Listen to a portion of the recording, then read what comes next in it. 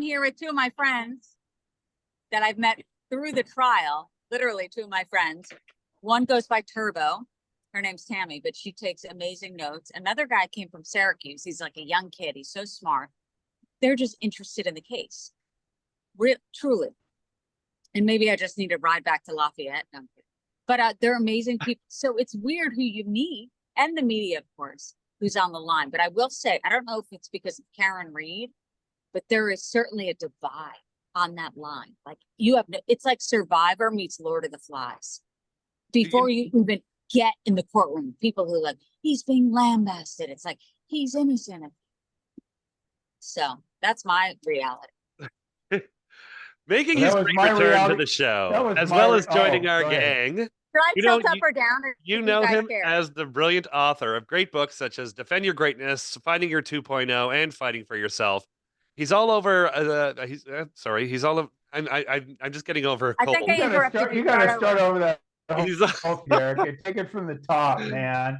Making his great return, as well as joining our gang again. You know him as the brilliant author of great books such as Defend Your Greatness, Finding Your 2.0, and Fighting for Yourself.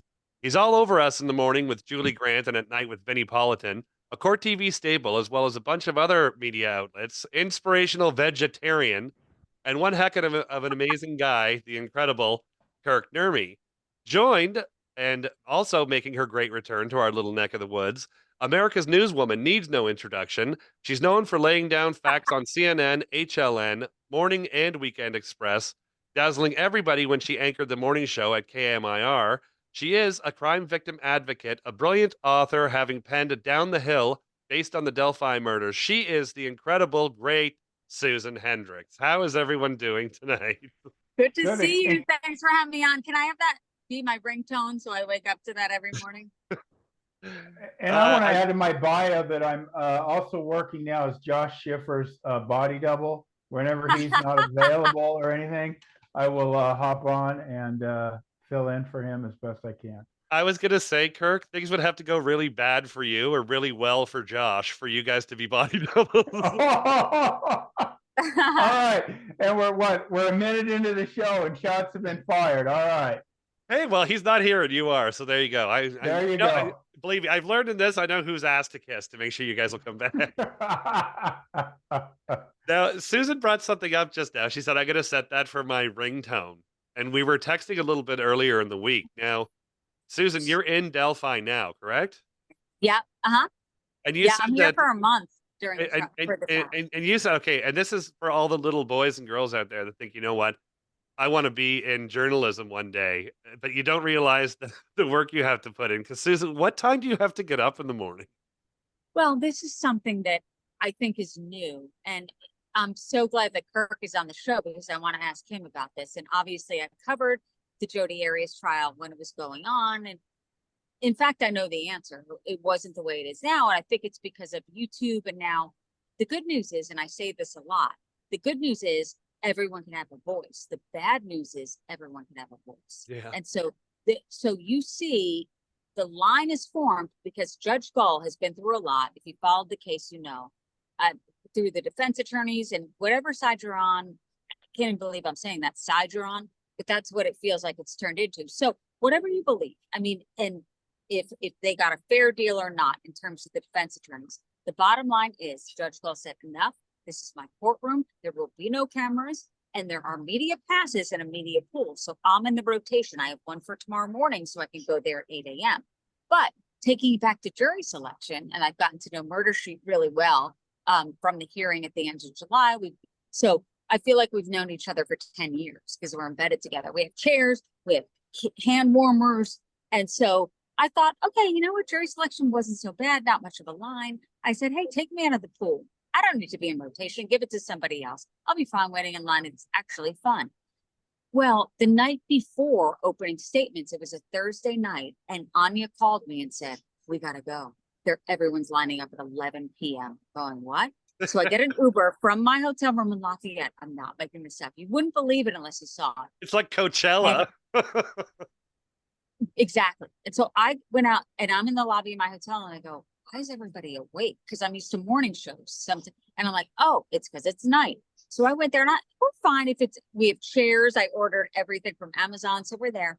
And all of a sudden the temperature starts to drop and drop and drop. It may sound dramatic, but for the week prior it was warm. And I'm like, oh my well, God. I'm with you. I'm I'm just north of you. It's freezing here. It was 0 degrees last night. We had frost. I mean, and yeah, when people hear like 30 degrees, they're walking from their car, to wherever they're going. So we're sitting in the chairs and all of a sudden I'm miserable. So I have heated blankets, gloves. I have a blanket over my head. It looks like Skid Row. The cops walk by and they go, this looks like a homeless. This is nuts. And one of the local news guys who had a pass goes, this is craziness on display. So but we're in it together, right? And this really nice young journalist, her name's Hannah, and she's laying on the ground. She's probably 24. She gets up, she goes, I'm going to my news van. I said, I'm coming with you. So it's 3. I've been there since 11:30. We walked, to her news van. She's parked about near the church. And I'm thinking to myself, am I going to freeze to death in Delphi? No, it's not fun. So I go in her news van and I know they all smell the same. They just do. I don't care. She flares the heat. I lay down and I'm not one to fall right asleep. I fell right asleep. There's crumbs on my face. And all of a sudden I'm in, because I hadn't slept 48 hours. So in my head, I go into the dream mode of like knowing what's going on.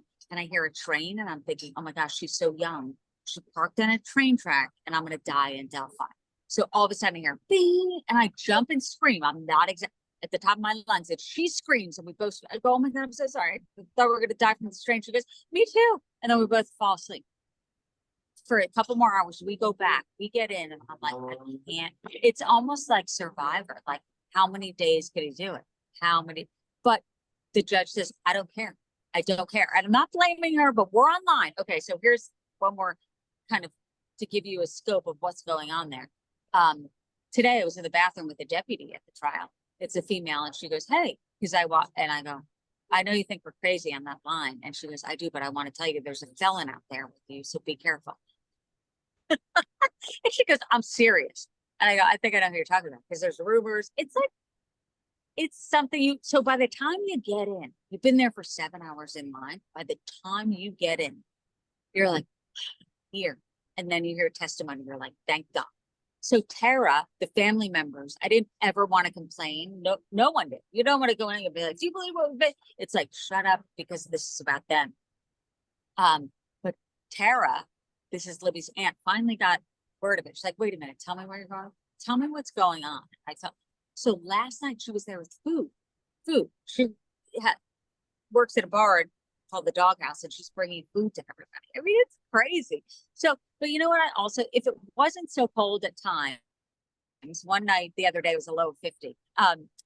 You get to meet people. It's like being literally embedded. And so obviously with the Jodi Arias case, I think the influx of YouTubers who are, and some of them, which I kind of know through watching videos, are totally like Richard Allen's being, framed. And you're sitting next to them in a chair going, so do you have a heat warmer? It's just weird. A hand warmer. So that's my life for the next month. I didn't even know that the Yankees were in the World Series. Today I did a live shot about the Menendez brothers. I was asked to do that. I did. And before me was a tease for the World Series. I'm like, oh, is there a World Series? I mean, we are embedded. This is my life. I'm like, it's like Groundhog's Day. But then the horrific stuff happens in court. So it's a different world. And I never, ever want to complain about one aspect because of what's going on in court. First of all, welcome to the North, because I can just picture both of you guys in the news and, Hey, I'm from New Jersey. Getting globbed onto for a big story. They're like, listen, we need you guys to go there. There's been a murder. There's whatever. We need to cover it. You're like, okay, great. We're going to be on TV. They're like, yeah, it's in Minnesota. And you're like, oh, why couldn't it be in Florida? And what I've realized, because I've been here in Delphi when it was 9 degrees on the bridge with Kelsey, I think it was 2019. And so it's 9 and you walk but this is like 8 hours. So I'm realizing like people who camp, and so it's this subculture of weirdness, but it's kind of cool in a way because you're getting to know everyone there, but it's Lord of the Flies. I think I read the clip notes in 8th grade, but it's Lord of the Flies, meaning there's definitely divisions. And if you were away from your chair for so long and who's sitting in whose chair, and it's like, I'm wondering, Judge Gull is a genius. I'm wondering if she wants us to fight and throw everyone out and just, I don't know. Now, I'll give a question for both of you, because you just brought up Karen Reed, and you also brought up Turtle Boy. with Kirk when he was working with Jodi Arias. Did Jodi Arias have a lot of supporters at the courthouse, or it was more just because and I can't answer for Kirk, but real quick on my end, because I covered it. I think that because no social media, I don't think it was as big. And Kirk could answer to this. I would beg to differ, because we did have Oh, social but media. I wasn't at the courthouse. I will say, I don't know. Yeah. I mean, social media was big back then. Was it? Look at me, not knowing. I'm clueless. Because keep in mind, so I always think about this time period. Casey Anthony was a big trial. Yes. And people talk about OJ being a big trial, but OJ, for the most part, people consumed that at 5 o'clock when they came home, right? They watched the highlights on the news. You're right. And ditto was Casey Anthony to some extent. We were starting to get that way. Oh, with Jodi, we had social media. We did. We did, and to think about it, Susan, we had Twitter was coming to life at that point in time, and also smartphones were coming to life. I mean, like, I might have been a bit of a what year was Jodi? My mind right now. Jodi was 2013.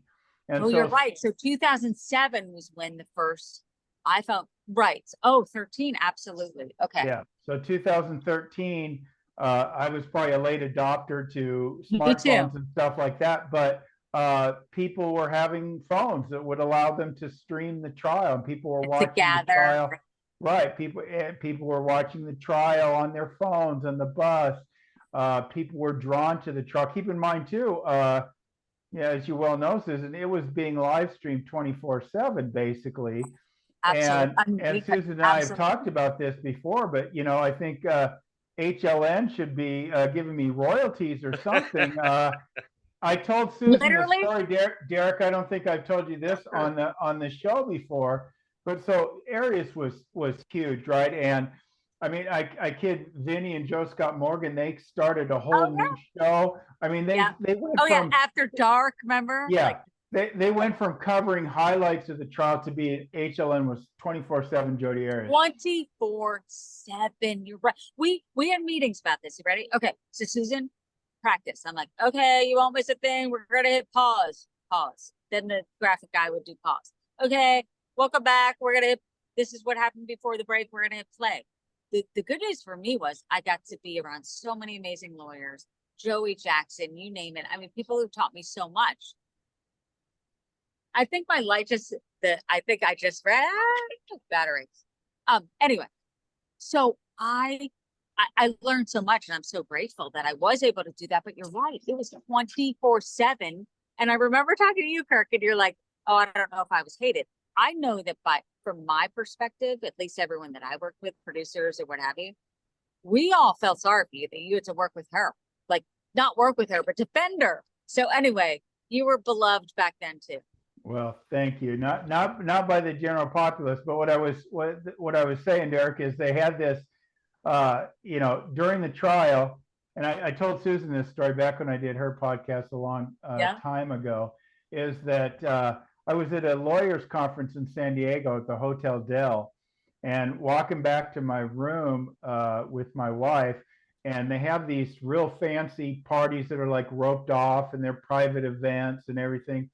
But who was celebrating on the beach, one of these private events, but the HLN ad department, burning all that, patting themselves on the back for all that extra money they earned, all the ad buys.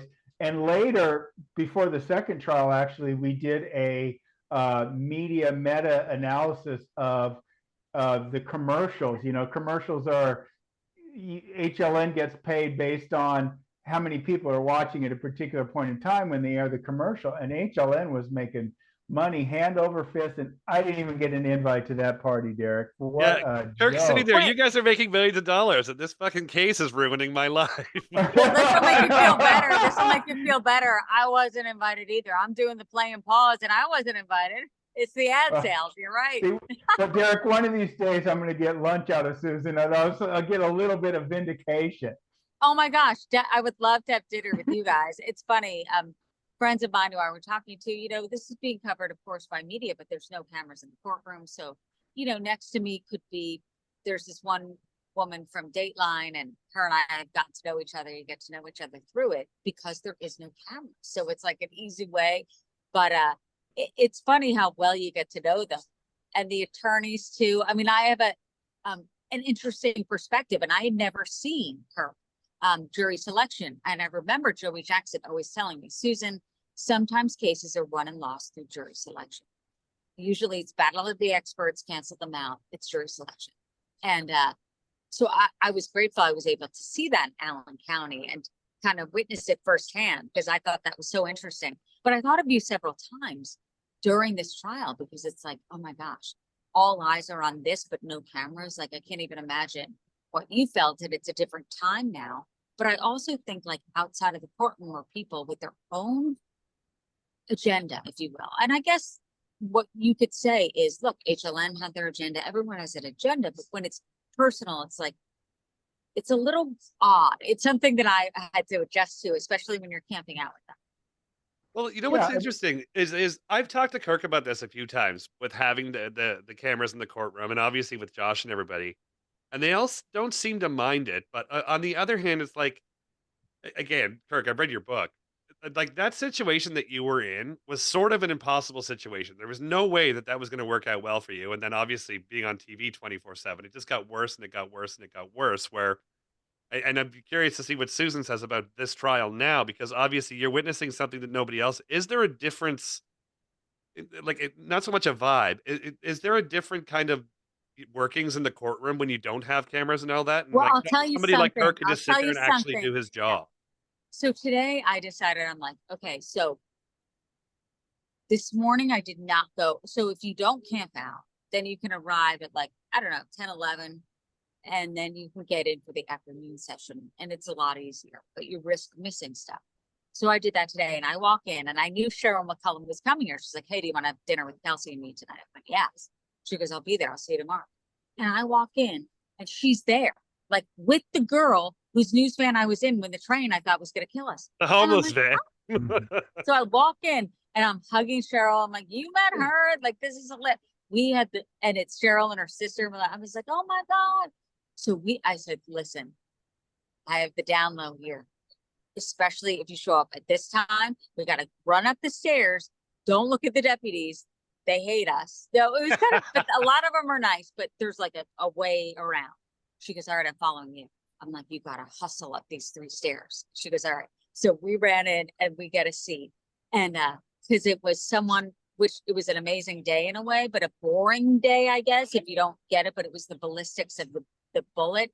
And this woman, about 35 years old, Rosie, went after her, the defense attorney, for, I would say, 4.5 hours. She was on the stand all day, solid as a rock. So I digress. So we go back, and Cheryl, I'm like, there's something to be said here.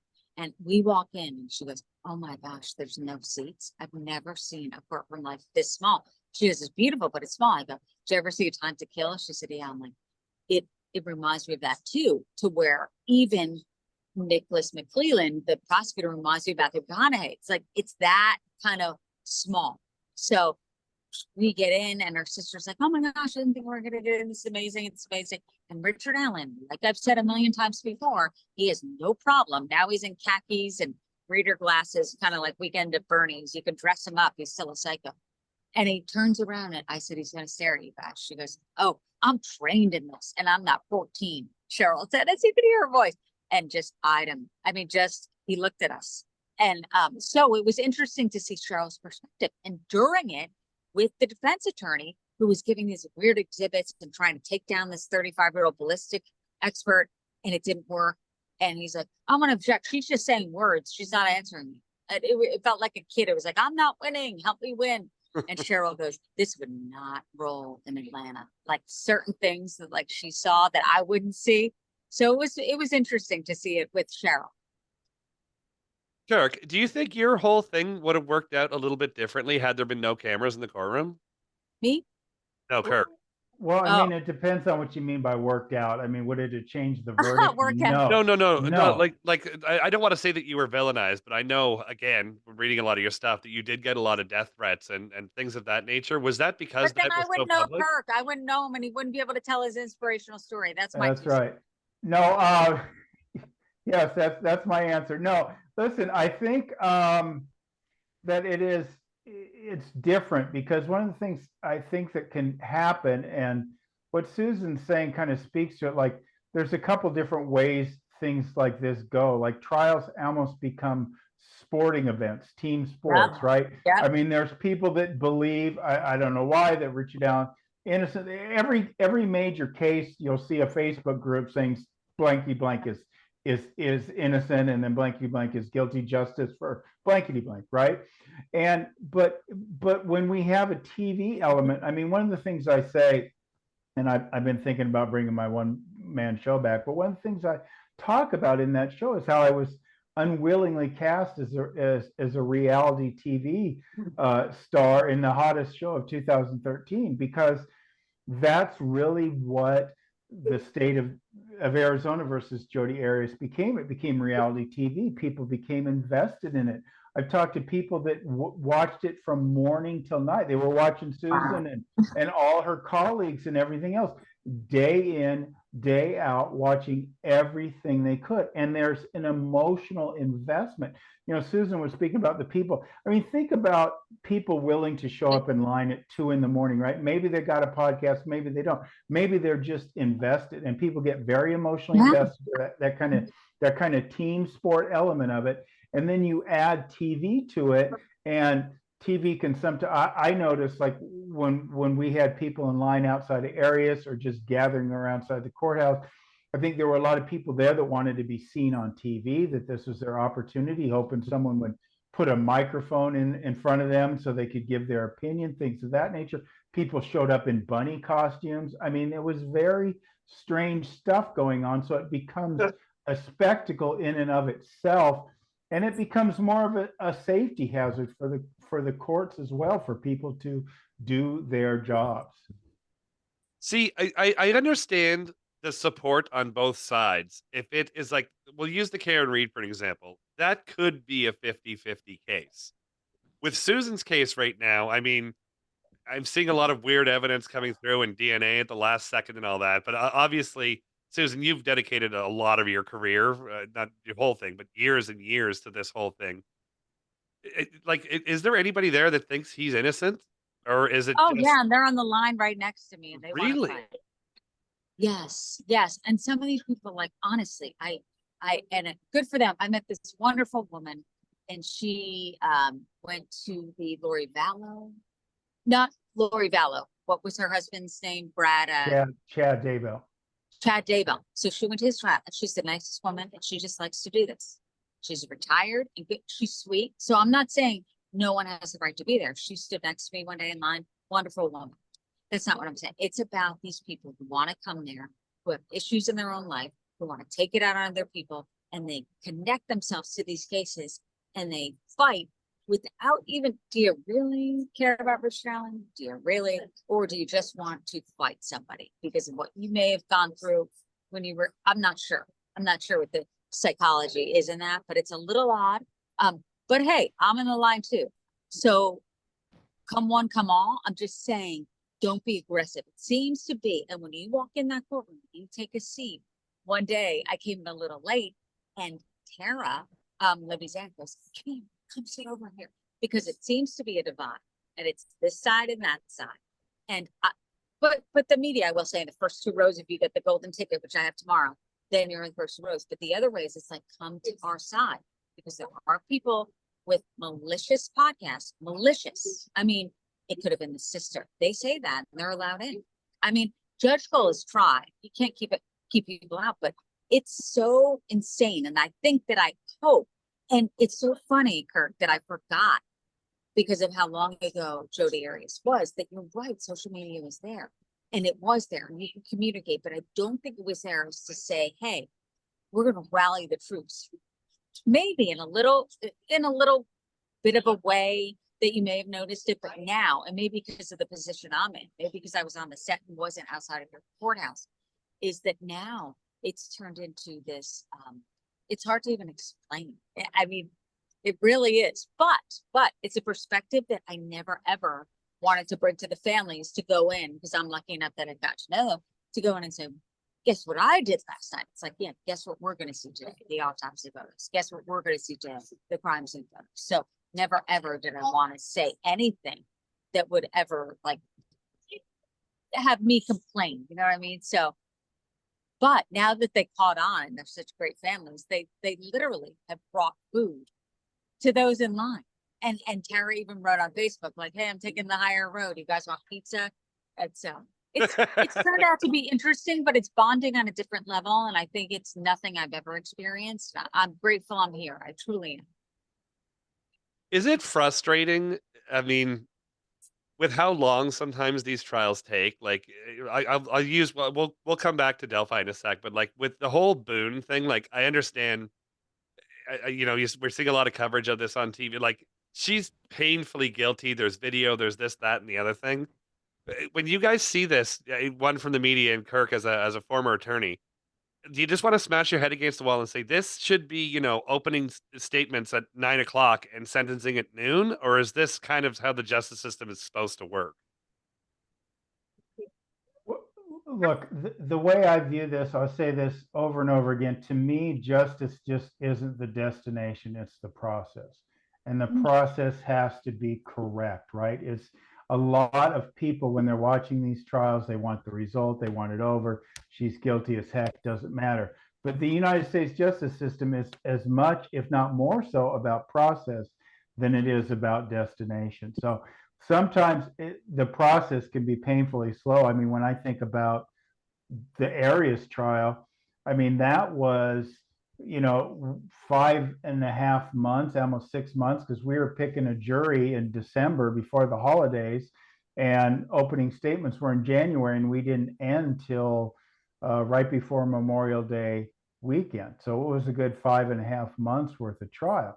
Now, a lot of that had to do with the fact that it was a death penalty case, and death always takes longer, and you can have all kinds of different things come up when we talk about TV and different things that can bring to delay a trial. So there's lots of different things in that, but to me, we have to be mindful of the process and respectful of the process, and not just want to get to that end. Kirk, what did you say out of the gate here, your first sentence? Because I wanted to write that down. You said justice is what? Oh, I said justice just isn't a destination, it's a journey. And it's as much about the journey as it is the destination, right? So many times we want, if somebody thinks Richard Allen's guilty, we just think, why even hold a trial? Let's just burn him at the stake and get it over with, right? And that, when you talk about trials and things of that nature, and that team sport aspect, people want victory, right? They want victory right away, and they want to be vindicated, right? And it goes to something else I'm fond of saying, is we have a justice system, not a system of vindication. So what that really means is the process has to play out in whatever that means, so the rights are protected. True. So this dragging out in the minutia of Richard Allen and Boone has to be done this way. So at the end of it, the defense can't say, well, you know what, you guys rushed this or skipped this, so we're going to take another shot at it. Like, this is just the way it has to be. That's such a great point. That's a good point. I wanted to ask this because now that I have his ear, it's like, how there's wins and losses like throughout, especially with the long trial. There's wins and losses. And it's, how pertinent is it? I guess, because I'm looking at the jury, and I guess you never know, and they're sequestered, and I think they should be, considering what a small town Delphi is. But in terms of those wins and losses, can you ever gauge what they're thinking, the jurors? I guess not. Well, Arizona, where I practice, you can sometimes have a window to it because they're allowed to ask questions. Oh, Indiana too. Indiana too. So you do get somewhat of an insight. And as a matter of fact, typically, at least the way it worked in Arizona, if jurors submitted a question, it had to be vetted to the point where it had to be legally proper, right? It can't be just Oh, some. with this, and tell me if you think this is what's similar in Arizona. So when the jurors have a question, they raise their hand, they hand it to the judge. The judge then goes to kind of a side area. They put on like a sound machine of air so that we don't hear them. And then the judge reads it, and then each attorney can talk back to it. Yes, that's basically how it works. As long as the question is legally proper, it will be Okay. asked, right? So, it can't be, something that's irrelevant or just doesn't otherwise meet. You're right. Like, hey, exactly. And that's why the attorneys go with the judge and the white noise machine turns on, because I love it. I love the Yeah. process, and I love that I'm able to witness everything that I have been. And there are So- long days now. Yeah, in that sense, you can get insight somehow, to what people's questions are, although sounds like it might be a little different. In Arizona, they wait till a witness is done and then Oh yeah, people write their questions. same. So Yeah, you don't know who submitted, which juror yeah, submitted the exactly. question, Same. right? Oh, I had a question because Cheryl asked me, because she said, and she goes, "Who's the foreman?" And I go, "I don't know. I don't think in this state they tell you who it is. Do they tell you who it is? Should I know? Like, should we know who the leader is?" In Arizona, it's typically not selected to the jury goes back, like they go Yeah, I don't back. think it's selected here either. I don't. The jury goes back and picks their foreperson and then they move Yeah. forward. So Do you know But it's why? interesting. Why I think, because I think it's about half of the states the juries aren't allowed to ask questions, and about half they are.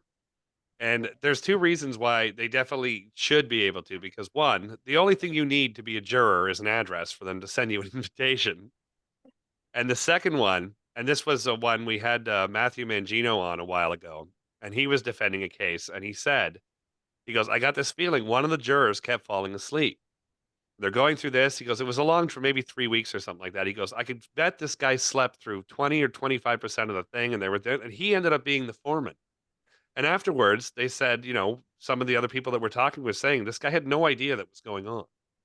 So you do have to have some, like, again, the jury's going to make the final decision. Again, I don't think that this particular case is going to be an issue, but a lot of these cases where it's 50-50, you need an intelligent, awake jury to be able to figure out what's going to happen. And that's a good point. And I have been looking, and they are on it. I mean, they're listening, they're taking notes. I feel like that. And I've heard this before on various channels that how it's in your algorithm and they send me to this show or this show. And so I'm listening, and someone mentioned like a professional juror, that they should have that. That's your job. That you're, skilled in ballistics and skilled in this and skilled in that. So it's not like Gary, who works at the deli, expected to know everything about ballistics. Who knows? It works thus far. But I remember Paul Holtz telling me, and this was at CrimeCon before Richard Allen was in custody. It was in Las Vegas. And he said, "Susan, the judicial system is not friendly to the victims' families." And he was talking about the Golden State Killer and saying it's a process, just like we saw with the woman.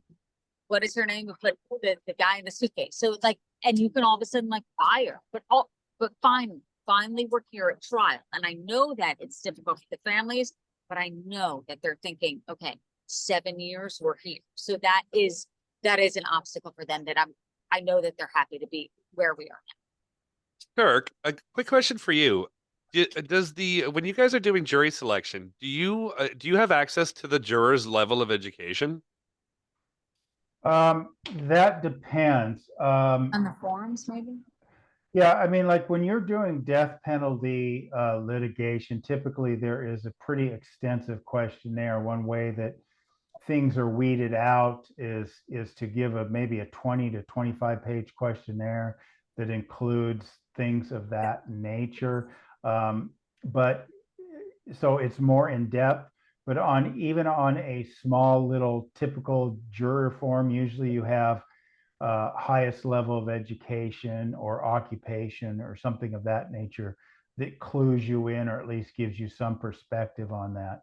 Of course, the questionnaires are way more enlightening, but they're typically only employed in death penalty cases because it's designed really to get people's honest views about the death penalty. And sometimes they don't necessarily want to do that in an open forum. I remember Joey Jackson saying to me, and I thought, he said, sometimes, Susan, a crime is won and lost, or the trial is won and lost with jury selection, meaning that sometimes the experts cancel themselves out. And he said it can be, meaning who you pick or who you think may think a certain way. And as we've realized with the Menendez trial, it was divided, men and women. And then when it was a mistrial, they knew now pick more men, not women, if you want to win this. So, but I don't think there's an exact science. And Kirk, you could certainly speak to it more than I can. Of like, you don't really know how someone's going to think when they go and they start to deliberate, right? No, you don't. I mean, you do the best you can. I mean, there's certainly methods with the death penalty to try to extract information to get a sense, because that's different. as I've Right. said before, as I've said before, you know, the ultimate job of a death penalty lawyer is to save the client's life, not necessarily And you to get did it. not guilty. Yeah. So Congratulations. I'm about ready to get my present for that next year, the way I understand it. But you know, ultimately, reality is no. You cannot get. And ultimately, too, Susan, to go back to the heart of your question, when you have a pool and you go through the process, you're eliminating the least desirable. You're not choosing your 12 or your 6 or whatever, right? So you're going, okay, what do I think of this person? What do I think of this person? And things will shock you. I mean, I remember I had a client that was on trial for possession of child pornography. And long story short, I don't think he did it. And it's a long story. But I, you know, sometimes it's hard to take on those issues. But, you know, to Joey's point, had you not take on the hard issues, you're not going to get the answer. So I sat there in front of the jury, stood up, pointed to my client and said, how many think he looks like a pervert? How many think he looks like a pervert who did During it? jury selection? Wow. During jury selection, right? And because people judge people on the way they look, right? I mean, I didn't know you could do that. That's awesome. I didn't know you could say that. Well, I did it. And I had some guts as an attorney, but anyway, we'll put it polite. But listen, did they tell the truth? Did they raise their hands? Or yeah, but what's surprising about that, Susan, to get to your point, is that the person who raised their hand would have been the person that was young, least judgmental, that I would have thought they would do. No, right? And they were in fact the most judged. And I've had young college students tell me that they believe that a person should prove their innocence rather than the government prove their guilt. Somebody who was like an ASU student, right? A college student. Hey, I went to ASU. Yes, I know. Well, a Sun Devil. But yeah, okay. Well, they got to rework their civics program, I guess, or whatever. But yeah, I see what you're saying. You literally can't judge a book by its cover. You can't judge a book by its cover, so you have to ask these questions, and you'll be surprised. I mean, I've had trials where I thought this is the least likely juror to buy an argument about race, and they were the champion of it. So yeah, I mean, you cannot tell. And the other thing that's of interest and is the group dynamic, because you can sit there with individual jurors, and I've had jurors that I could tell after the fact that were literally bullied into a verdict by 1 or 2 jurors. Right? It happens a lot. Yeah. Like I had a trial where the woman was found. It was going to be an all or nothing verdict, really logically, and she was found not guilty on one and guilty on the rest. And the jurors all 6 of them or 8 of them walked out. They just walked out mad. I said, what is going on here? 2 jurors stayed behind to talk to the lawyers. And I could tell those 2 jurors that got the guilty verdicts on the remaining counts had motivated everyone to change their mind. I could see that. Yeah. And so that's the other part of jury selection. We could say, hey, it all comes down to jury selection. But yes, but it's also the group dynamic that we have no idea how that's going to play out. And Judge Cole did say this, and I wondered if it was weird because I'm new to this, of course, and knowing the kind of the rules that jurors have. But she said, okay, it's just very kind to them and they're sequestered. And she said it's expected to last until November 15th. And she's saying, you know, I understand that you did the activity on Saturday after court, 9 to noon. And then they can have family visitation. on Sundays, but the bailiff is going to be there. And if they make any calls, there's bailiff, no cell phones, of course. And they're allowed to talk about the case though, if all 16 are there. So they can't like pal off. You meet one girl and you're like, oh my God, we think he's got that. So it needs all 16. But she said you could talk about the evidence, not your almost verdict, I guess, if you will. But your thoughts on, but talk about the evidence. So it was interesting to me. I mean, think about it. They're around here. I think they're in like maybe one of these hotels around me in Lafayette, Indiana. So it's interesting. I mean, especially how addicted we are to our cell phones. They don't have it, no connection to family. So I mean, they're in it though. It's different than the days, of course, of OJ, which was the 1 year. I think we learned that, but I do believe that the judge made the right call that they need to be sequestered considering everything we have access to. Are they not supposed to, like, when you're having the open conversation, are they not allowed to say, like, again, see, you guys, you're too smart. You've been around this for way too long. You got to understand every juror. No, we're not though. Every juror is Johnny Lunchbox. I'm not very bright, Derek. I don't know what you're talking But We I'm just saying- play one on TV. We just play one on TV. I'm saying you guys are wrapped up in this and you see it and you're so educated on it and stuff, but you got to understand every juror out there is, like I said, Joe Lunchbox or Sally Punchclock like me, who is either, we talk all the time about jury boredom.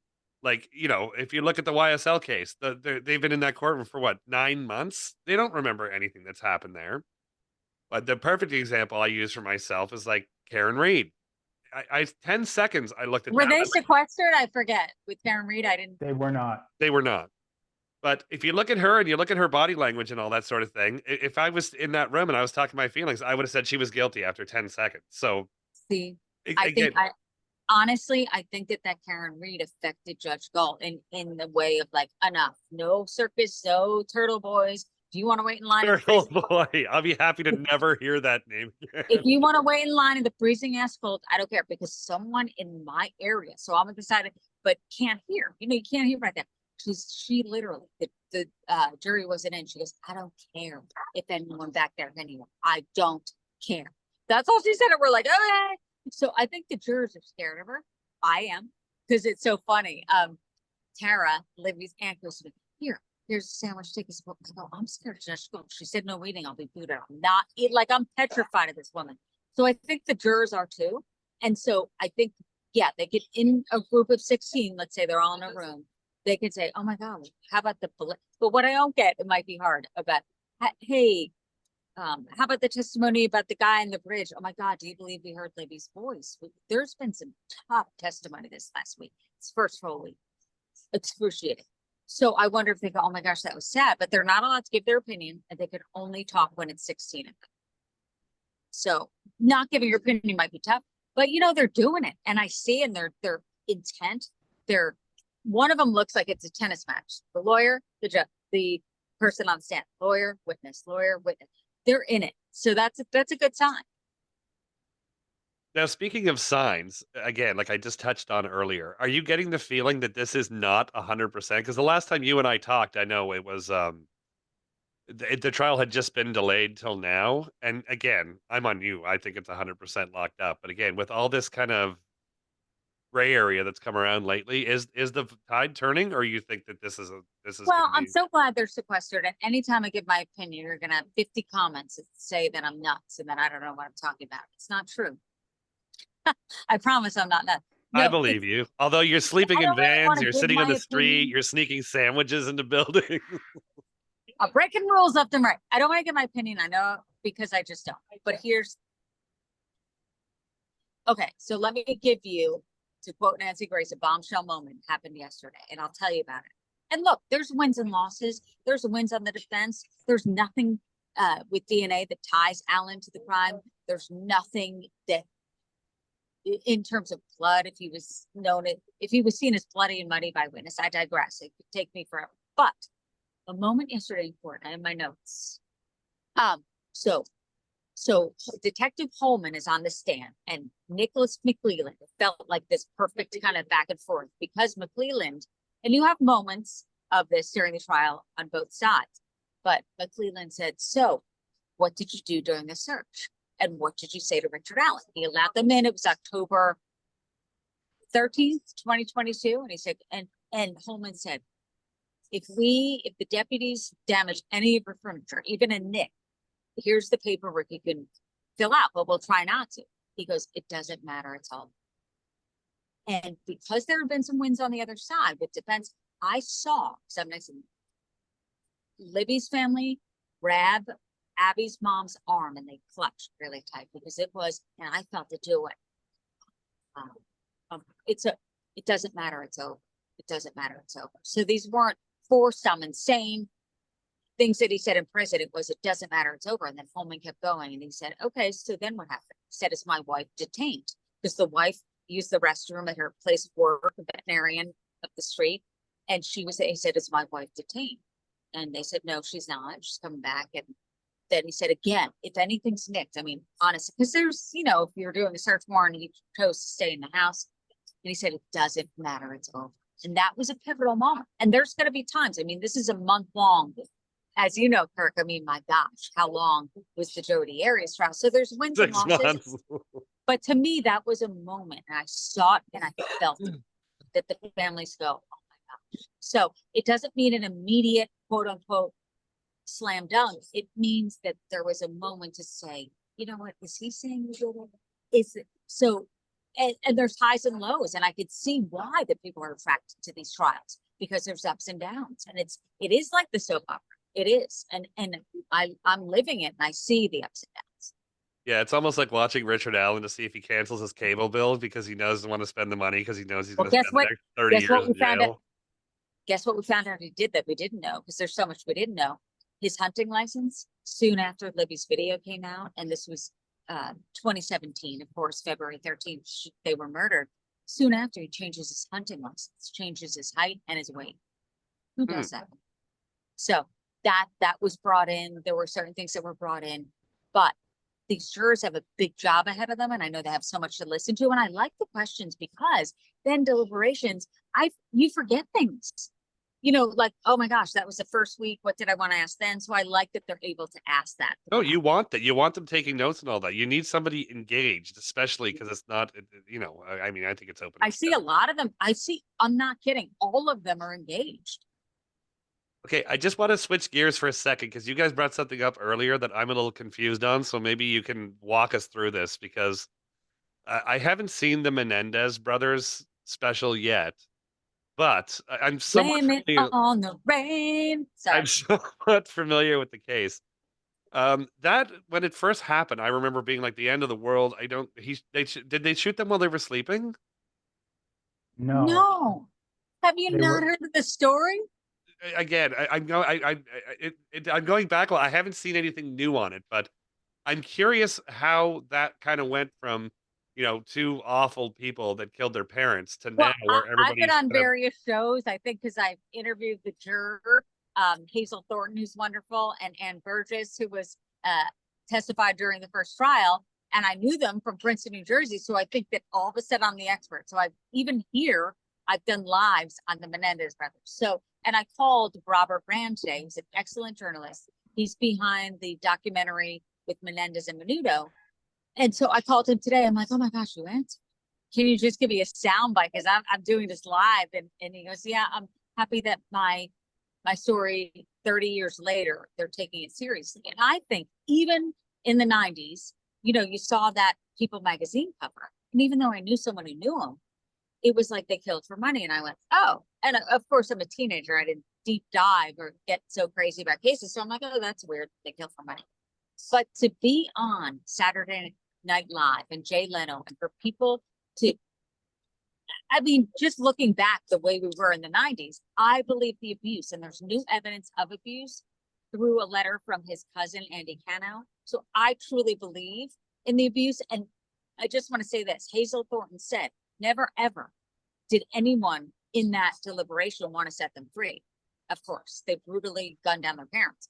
But we thought it should be manslaughter in the second trial that wasn't allowed in the abuse. So what she said was the men had a hard time grasping. They weren't willing to accept abuse for boys. If they were the Menendez sisters, she said to me, it would have been manslaughter. It was just not accepted back then. So that's my 2 cents. I think they should be out. Kirk? Your question was? Oh, look at you. Asked and answered. Next. Uh, No. No, How did they turn into people who killed their parents to people who seemingly everybody wants them released? I'm confused how that yeah, happened. yeah. I mean, one of the things I think is interesting. I posted this on Twitter. I said that a documentary can become more powerful than traditional measures of post-conviction relief, right? I Well, mean, that documentary is cheesy. It didn't put them in a good light, the monsters one. But, I think it's more of TikTok, and sorry for interrupting, of the younger generations of digging into these cases when they weren't even born and saying, hey, wait, maybe there was abuse. So that's it. It's about the open mind of abuse. It's never about innocent. It's never about vengeance is okay. It's just about what happened to them. And was he able to mask that by the millions of dollars he had and that huge house in Beverly Hills? It's interesting, though, Derek, to go back a bit. I mean, we have to remember, how did they become where they are now? Keep in mind that childhood abuse, even sexual abuse, can actually rewire the brain. Okay. Yep. So, a lot of people say, oh, they're sociopaths, they were out spending all this money, et cetera, et cetera. If they were truly victims of child abuse, all their behavior makes a lot of sense to me. And I say and I don't think that is the case if their motive was truly money. I think there would have been more, less and they personal. Had money. They had access to all the they money. Had access, they had access to money. I don't think there was any shortage of it. And I think the method of killing, meaning shooting both their parents inside their home, so violently, speaks to the anger that motivated the crime. So I think you have these kids that are molested from a young age. Their minds are rewired because of that abuse. Absolutely. And look, so they blame the abuser. I hear a lot of people make the distinction. I was on Vinny a couple of weeks ago, and he's saying, yeah, I get it with Jose, but why Kitty? And it's real simple to me, because the answer is she didn't protect him from the abuse. Yeah. Either she knew it was going on and did nothing, or was willfully ignorant. I saw, dealing with a lot of cases of sexual abuse, sexual molestation by parents, which is typically by the man. The female is typically in deep denial because they don't want to consider the idea that they married a man that had more of an interest in children than themselves, right? So they can't accept that. And so, all their actions, even including the post murder spending, it's like the party at the end of the soccer game that you won or something. It's that, I don't mean to make it sound trite, but they feel relieved. They feel like in a celebratory mode because they know they're not going to be abused again. So it all makes sense. Yeah. And then even my mom, sorry to interrupt, go ahead. Then I think even, those Netflix specials, we think about the power of these things. I mean, yeah, you could talk about social media and things of that nature and however they were portrayed, but these different documentaries, along with social media, along with, just as we talk about, it's not a concept that doesn't change over time, right? I mean, there was no battered woman syndrome defense 40 years ago. Years before that, an abuse of a wife wasn't even really a big deal, right? So what justice is changes over time. And we talk about 35 years moving forward, we see those things being differently. And like you said, like Susan said, had they been female, maybe the things would have looked different, but maybe not, because then, oh my gosh, women aren't supposed to shoot people, right? So there's a lot of misogyny, sexism involved that could come into play on both sides of that occasion. But I think certainly we're seeing a lot of power behind these Netflix specials. And my mom called me today, and I said, oh, I just did a Menendez, live chat. She's like, why do you keep talking about them? I'm like, Mom, she's like, I think it's not good to keep affiliated with it. I'm like, but so that generation, my parents' generation, my father being an attorney, he said, oh, your mom just doesn't want to talk about this. Yeah.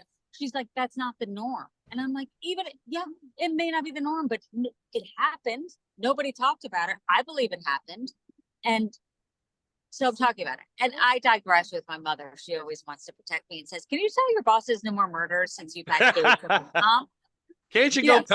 Can't you go cover the bunny costume that's stalking That's what Kirk my mom outside of his wants me to. office? Always. She's like, I don't know why you have to do. Oh, but I have a funny story about my son. Kind of funny. So he's in second grade, and a mom comes in. He goes, "Mom, guess what? There was any talks like this." He's like, "There was a mom writes poetry, and she came in and talked about poetry." I turned to my friend Henry and I said, "My mom writes books." And he said, "Oh, what kind of books?" And he goes, "Don't tell anybody. Murder." And he goes, and then Henry said, "I might like a book on murder." My parent, I'm like, "Oh my god." So that's what I'm doing to my son.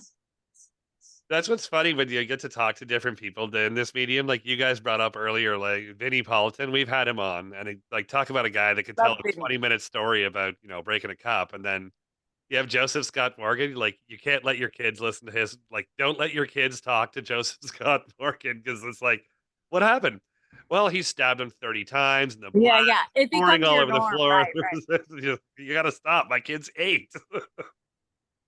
And I try to be just nondescript. I mean, I'm Catholic. I know how to, keep it on the down low. So, but he said, "Mom," because I ordered a lot of books in first person voice to get the tone before I wrote the one at Delphi.